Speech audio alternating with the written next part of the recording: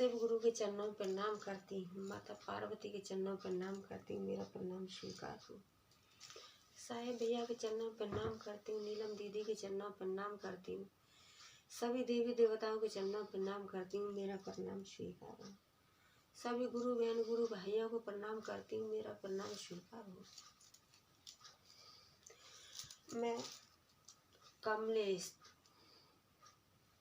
आइए आप सबका कमलेश चैनल पर स्वागत है। मैं आपको एक चर्चा सुनाने जा रही हूँ।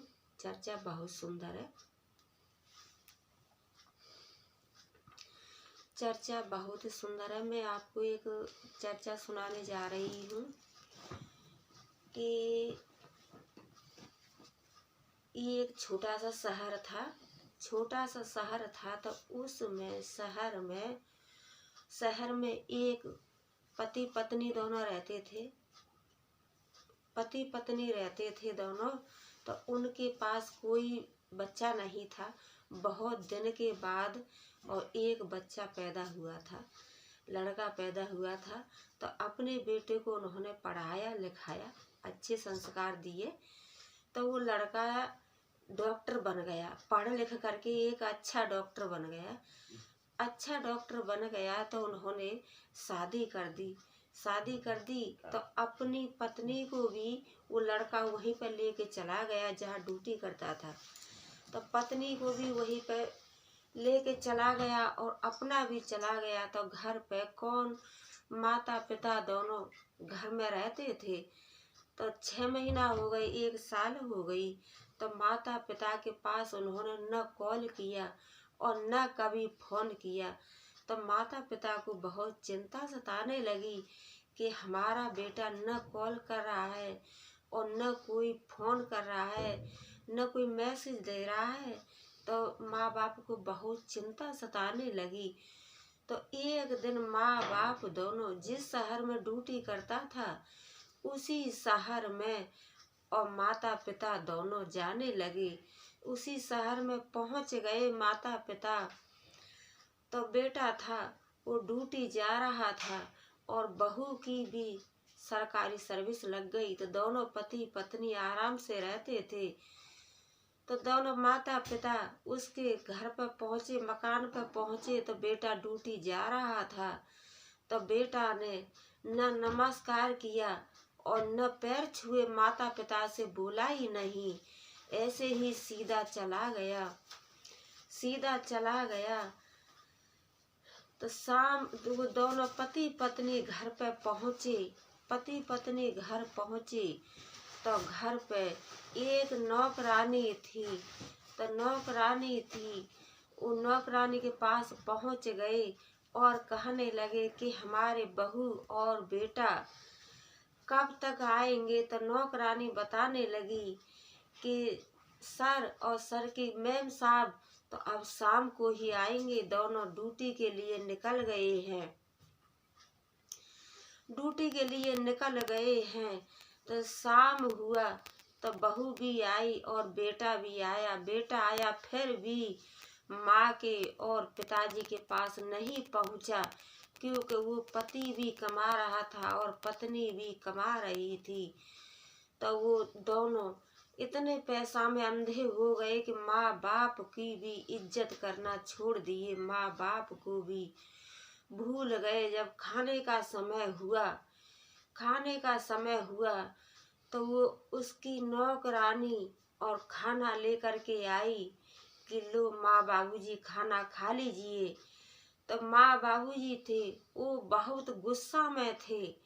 उन्हें बहुत गुस्सा आ रहा था और कुछ बोल भी नहीं रहे थे, लेकिन बहुत गुस्सा आ रहा था और सोच रहे थे कि हमने अपने बेटा को पढ़ा लिखा करके डॉक्टर बना दिया और आज हमारा बेटा हम ही को नहीं पहचान पा रहा है।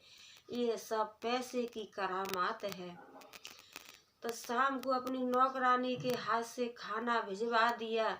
तो माता पिता ने खाना नहीं खाया और ऐसे ही सो गए। सवेरे दिन निकला तो वो माता पिता दोनों ही बिन बहू और बेटे को बताए अपने घर पे चले आए।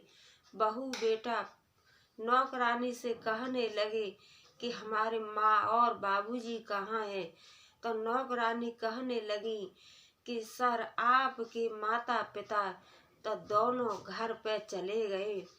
घर पर चले गए। कुछ समय बाद ऐसा हुआ कि उसके और एक्सीडेंट हो गया। ड्यूटी जा रहा था तो एक्सीडेंट हो गया। एक्सीडेंट हो गया तो उसके जो एक पैर में चोट लगी और एक हाथ में चोट लगी। तो चोट इतनी लगी कि वो ड्यूटी तक पहुंच नहीं पा रहा था। तो 10 दिन 15 दिन हो गए। 10-15 दिन हो गए तो ड्यूटी नहीं गया। महीना हो गया ड्यूटी नहीं गया। तो उसके बाद में और उसे ड्यूटी से सस्पेंड कर दिया। ड्यूटी से निकाल दिया। तो अब जब वहाँ पर कुछ नौकरी नहीं रही और पैसा से बहुत इलाज में पैसा लग गया और बहुत परेशानियाँ आने लगीं। तो जब वो दोनों पति पत्नी अपने माता पिता के पास आए और माता पिता के पैर पकड़ लिए और उनसे पैर पकड़ के माफ़ी मांगने लगे, क्षमा मांगने लगे कि हे माँ बाबूजी मेरे से गलती हो गई। मैं नहीं जानता था कि समय का चक्र भी ऐसा होता है कि समय के बारे में कोई नहीं जान सकता है कि समय कहाँ और कैसे, समय कितनी बलवान होती है। बाबूजी मैं इस बात को तो भूल ही गया था। तो माँ बाबूजी ने अपने बेटे को मुसीबत में और दुखी मन से देखा तो माँ बाबूजी ने अपने बेटा को सीना से लगा लिया और अपने माता पिता और बहू और बेटा दोनों हंसी खुशी से रहने लगे।